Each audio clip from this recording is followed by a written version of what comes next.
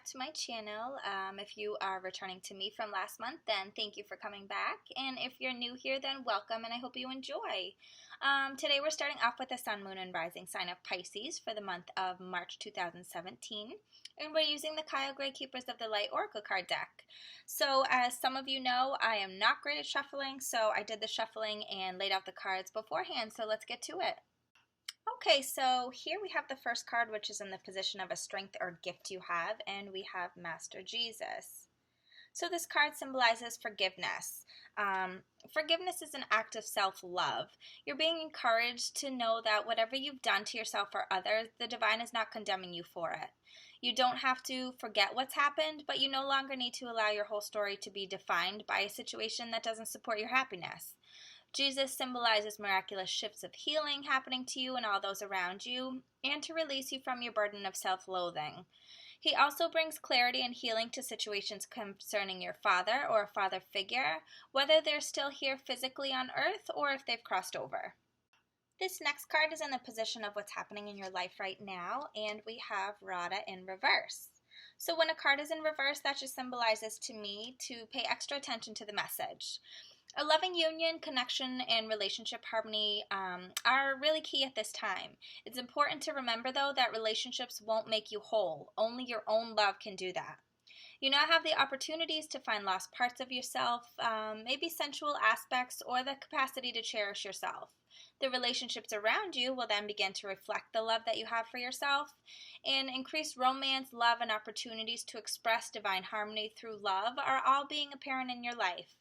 You deserve divine love, Pisces, and Radha is here to awaken this loving connection within yourself. This third card is in the position of what supports your happiness, and we have Saint Germain. Karma is the spiritual law of cause and effect. We experience many levels of karma, as we all know, and some we inherit from our family and some from the people we keep helping out of the problems that they create for themselves.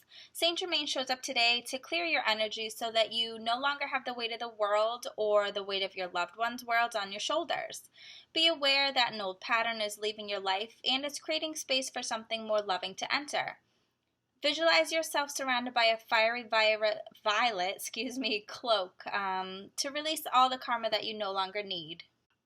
This fourth card is in the position of a challenge or obstacle that you're overcoming, and we have Dwal Kul in reverse.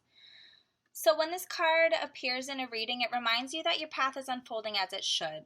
Just take one step at a time and remember that your only spiritual function is to be happy. You're a powerful person, Pisces, with many lessons under your belt and a real capacity to share your wisdom with the world around you. So take the time to go over what you've learned recently, recognize the strength that it's brought to you, and acknowledge where you've been courageous. Alright, so the next card is what your angels would like you to know, and it looks like we have Mercury in reverse. Some of us may recognize the saying Mercury retrograde, and it typically associates with miscommunication. So this card just means to be open on all levels of communication now. Important messages, information, and insights are being shared, and you may have heard or will be hearing from an old friend or family member, or you'll have an opportunity to finally understand a loved one that you haven't had the easiest time with. You may be able to clarify situations where you feel like you weren't heard properly or were misunderstood. So get things off your chest in a loving way. You want to clear all the roads to love in your life that way.